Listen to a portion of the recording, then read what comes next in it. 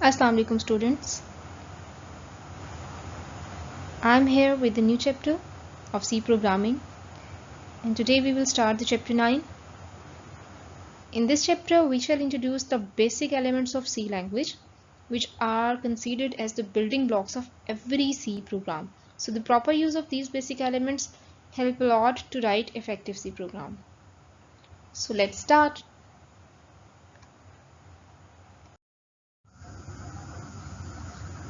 Identifiers. First we will start about identifiers. What are the identifiers? Identifiers are the names used to represent variables, constants, types, functions and labels in program. Two types अब इसकी further कौन सी होती हैं? Standard identifiers और user defined identifiers. Identifiers name है किसी के भी. वेरिएबल्स को भी हम आइडेंटिफायर कहते हैं, कॉन्स्टेंट्स को भी हम आइडेंटिफायर कह सकते हैं. जो डेटा टाइप्स होती हैं जिसके बारे में हम नेक्स्ट इस चैप्टर में फर्दर स्टडी करेंगे. फंक्शंस उनको भी हम आइडेंटिफायर्स कह सकते हैं. लेबल्स मतलब प्रोग्राम में जो जो चीज़ें भी यूज़ होती हैं उनको हम क्या कहते हैं कि वो क्या हैं? Identifiers. So identifiers are names used to represent the variables, constants, types, functions, labels in program में आप वेरिएबल्स, कॉन्स्टेंट्स, टाइप्स और फंक्शंस को यूज़ करने के लिए, उनको रिप्रेजेंट करने के लिए जो नेम्स यूज़ करते हैं उन नेम्स को हम क्या कहते हैं? आइडेंटिफायर्स. बेसिकली इनकी टू कैटेगरीज हैं. कौन कौन सी हैं? स्टैंडर्ड आइडेंटिफायर्स हैं और यूजर डिफाइंड आइडेंटिफायर्स हैं. स्टैंडर्ड आइडेंटिफायर्स अब क्या होते हैं? Standard identifiers have a special meaning in C language. They are names of operations defined in C language libraries. हमने एक बात की थी पीछे जब हमने फर्स्ट चैप्टर स्टडी किया था कि ये वो वाले प्रोग्राम कुछ वर्ड्स ऐसे होते हैं जिनके प्री डिफाइंड मीनिंग्स होते हैं. उन स्पेशल मीनिंग्स के अलावा आप उनको यूज़ नहीं कर सकते, आप उनको रीडिफाइन नहीं कर सकते. तो स्टैंडर्ड आइडेंटिफायर को हम रीडिफाइन नहीं कर सकते. स्टैंडर्ड आइडेंटिफायर को हम रीडिफाइन नहीं कर सकते. वो प्री डिफाइंड होते हैं, ठीक है, और इसके अलावा कहीं पे भी यूज नहीं हो सकते.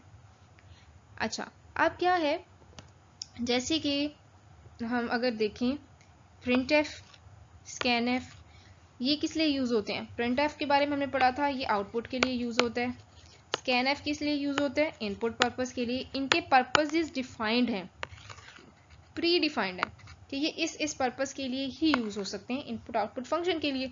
और ये किस लाइब्रेरी फाइल में इनके बारे में इंफॉर्मेशन होती है, किसमें ये डिफाइन होते हैं? Standard input output dot H. अब इसके अलावा आप इन फंक्शन को printf और scanf को आप किसी भी और पर्पस के लिए यूज नहीं कर सकते. आप ये नहीं कर सकते कि आप इसको कोई वैल्यू असाइन कर दें. सपोज जैसे हम लिखते हैं a is equal to b, और या फिर हम ऐसे कर लें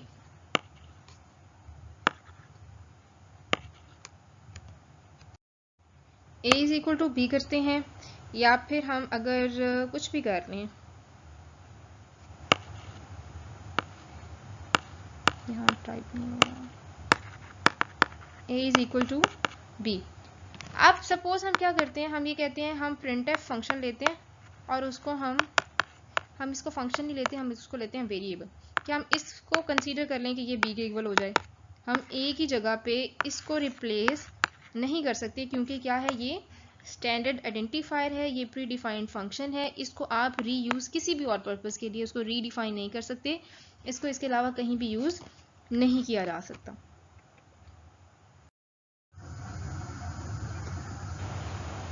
अब हम देखते हैं यूजर डिफाइंड आइडेंटिफायर्स क्या होते हैं.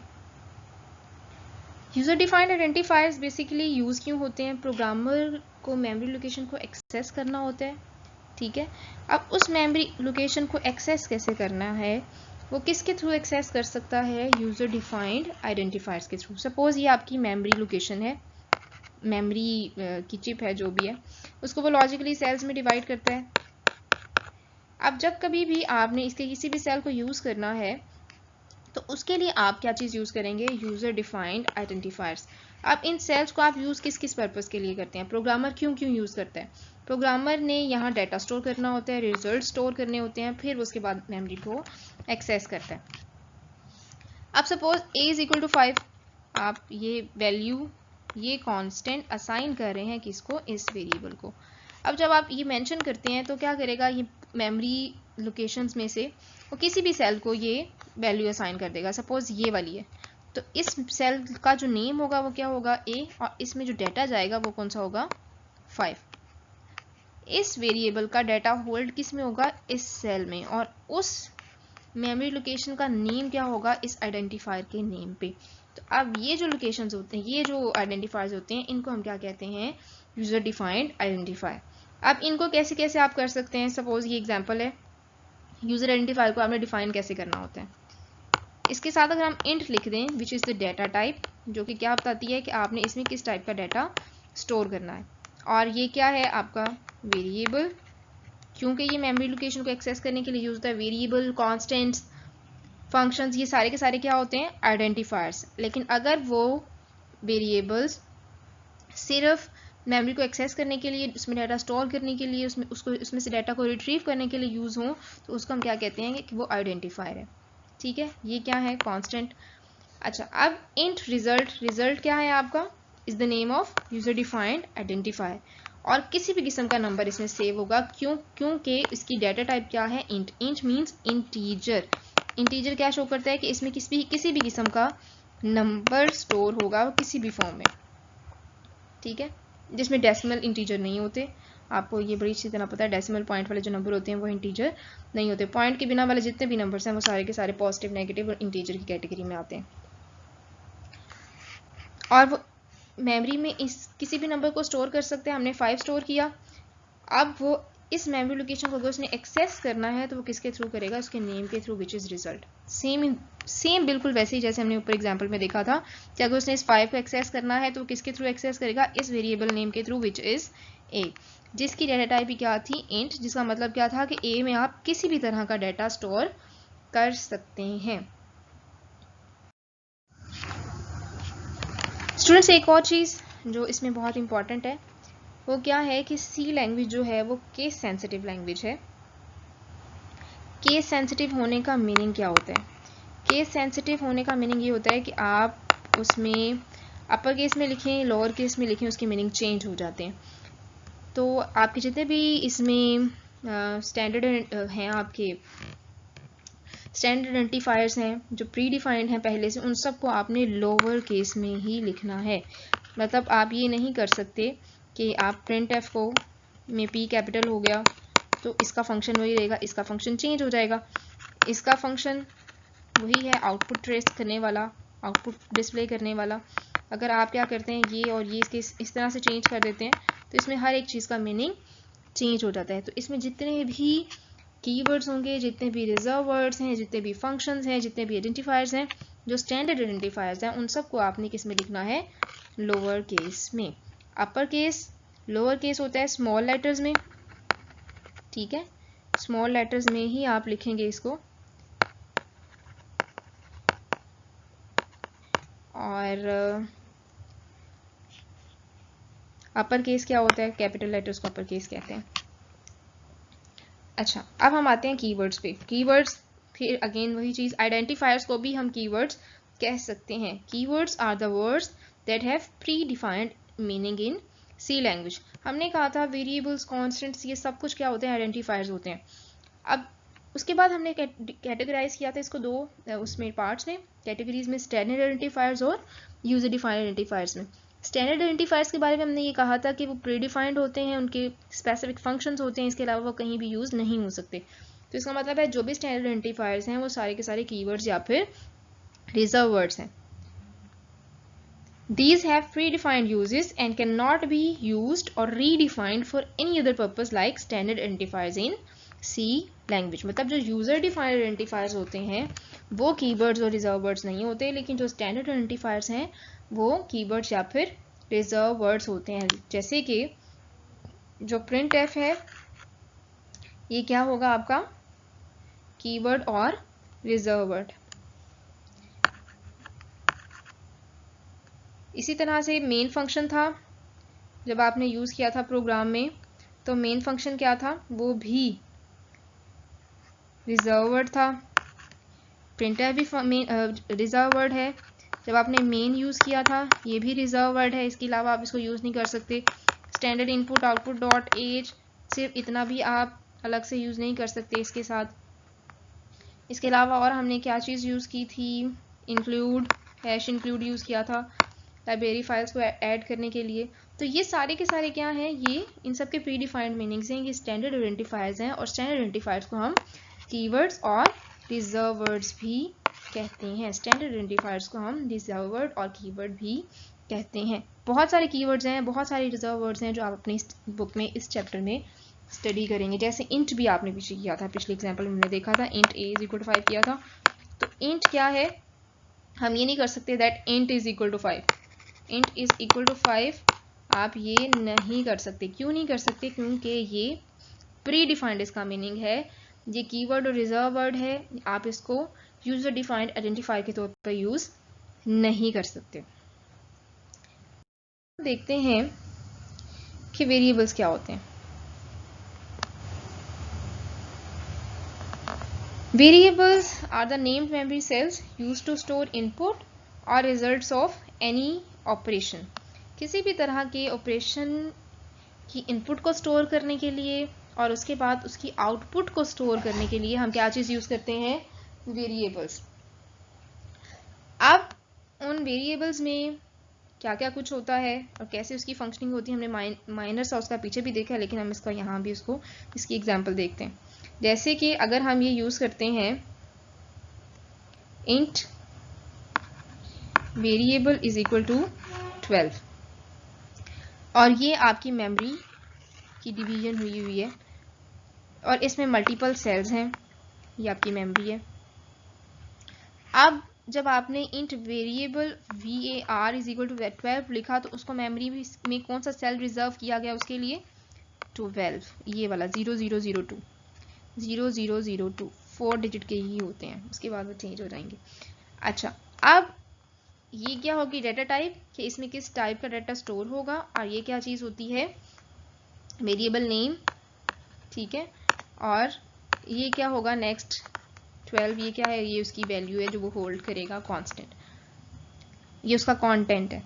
अब इसको अगर उसने एग्जैक्टली आप देखें तो इस सेल का 0002 ये क्या होगा, एड्रेस, और जो ये था उसका नेम, ये क्या हो जाएगा, उस एड्रेस का नेम हो जाएगा, उस मेमोरी लोकेशन का नेम हो जाएगा, और उसके बाद उसके अंदर जो वैल्यू आएगी वो क्या होगा, उसका कंटेंट। तो वेरिएबल्स क्या होते हैं, नेम्ड मेमोरी लोकेशंस होती हैं। किससे यूज़ होती हैं, इनपुट को स्टोर करने के लिए, उसके बाद रिजल्ट्स को स्टोर करने के लिए, और मेमोरी को जब भी आपने एक्सेस करना है आप उसके लिए वेरिएबल्स और आइडेंटिफायर्स यूज़ ज़रूर करेंगे, अदरवाइज आप उसको यूज़ नहीं कर सकते। नेक्स्ट हम देखते हैं डिक्लेयर वेरिएबल क्या होता है। डिक्लेयर में हम, क्योंकि सी स्ट्रांगली टाइप लैंग्वेज है, स्ट्रांगली टाइप लैंग्वेज का मीनिंग क्या होता है कि आपने उसमें वेरिएबल्स को यूज़ करने से पहले डिक्लेयर ज़रूर करना है।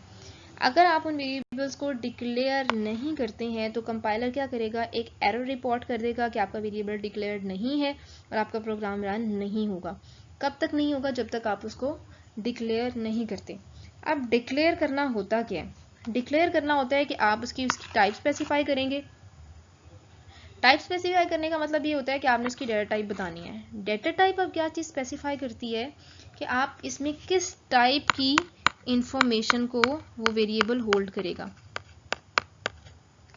किस टाइप का डाटा वो अपने अंदर होल्ड करेगा, ठीक है। और उसके साथ आपने एक और चीज़ क्या बतानी होती है, उसका नेम।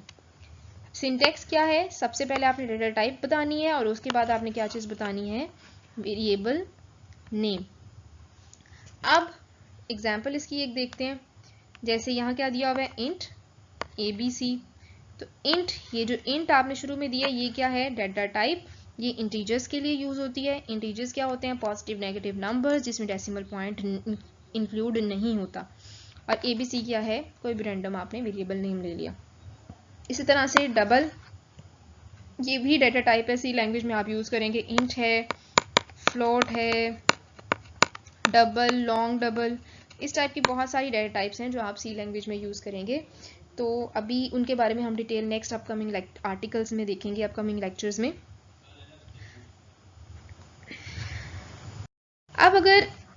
अब अगर ऐसी सिचुएशन आ जाए कि आपके पास बहुत सारे वेरिएबल्स ऐसे हों जिनकी डाटा टाइप सेम है, तो आप क्या कर सकते हैं, उनको डिक्लेयर करने का बेसिकली शॉर्टली जो मेथड है वो ये भी है कि आप उस डाटा टाइप को एक ही दफ़ा लिखें और जितने भी वेरिएबल्स हैं, सपोज वो ए बी सी ये 3 वेरिएबल थे जिनकी डाटा टाइप क्या थी, इंटीजर, तो आप क्या करेंगे, बजाय उसको इस तरह से लिखें, इंट ए, इंट बी, इंट सी, आप क्या करेंगे, उसको एक ही दफ़ा में एक साथ उन वेरिएबल्स को उस डाटा टाइप के साथ कॉमा के साथ सेपरेट करें और फिर उसको यूज़ करें, इंट ए बी सी और ये, ठीक है। उसको इंडिविजुअली मेंशन करने की बजाय हम क्या करते हैं, उनको एक साथ भी मेंशन कर सकते हैं, लेकिन ये सिर्फ उस केस में है अगर उन वेरिएबल्स की डाटा टाइप सेम हो।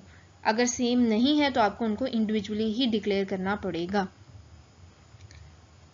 अब हम नेक्स्ट देखते हैं, डिफाइनिंग वेरिएबल। डिफाइनिंग वेरिएबल क्या होता है? वेरिएबल डेक्लेरेशन और डिफाइनिंग में डिफरेंस है।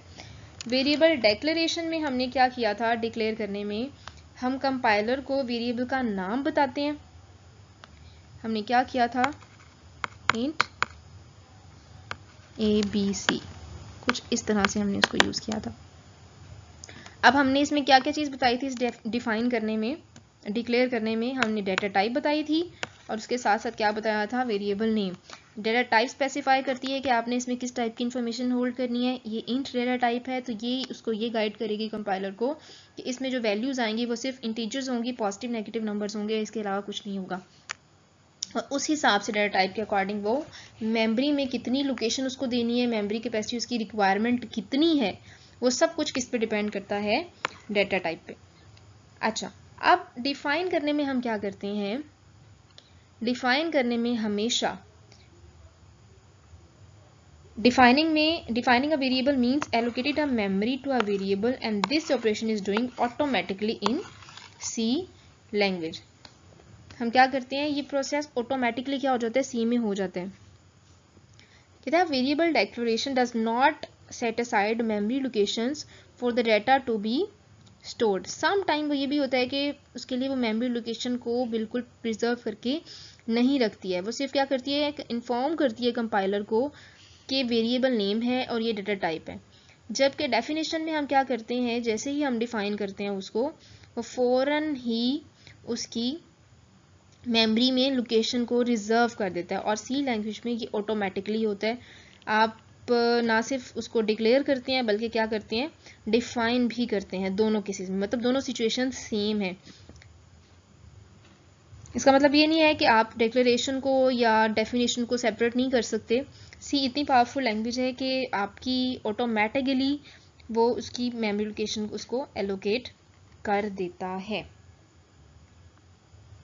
जैसे कि यहाँ पे जब आप वेरिएबल डिक्लेयर करेंगे और डिफाइन किया, दोनों सेम प्रोसीजर हो गए। After variable declare when program will run, तो फ़ौरन हम उसके रन होते ही उसको क्या करेंगे, एक मेमोरी सेल रिजर्व कर देंगे उसके लिए, जो उसके लिए डिफाइन किया जाएगा उसके कंटेंट को स्टोर करने के लिए। तो ये था डिफाइन और डिक्लेयरिंग का डिफरेंस। डिफाइन में भी वही कुछ ही होता है, सेम वही प्रोसीजर है डिफाइन का भी और डिक्लेयरिंग का भी। डिक्लेयरिंग में मेमोरी उसको एलोकेट नहीं होती, डिफाइन में क्या होता है, जैसे ही आप प्रोग्राम रन करेंगे तो वही स्टेटमेंट क्या डिफाइनिंग में बन जाती है, उसको फ़ौरन से मेमोरी लोकेशन एलोकेट हो जाती है। लेकिन इसकी बहुत ज़्यादा डिस्कशन आपने नहीं करनी, this is the out of scope of this book. So आपने बस मेनली ये एक टॉपिक ही शॉर्टली रीड करना है। ये सारे के सारे शॉर्ट क्वेश्चंस हैं अभी तक के और इनको आपने बहुत अच्छे से करना है। अब हम देखते हैं इनिशियलाइजिंग वेरिएबल क्या होता है।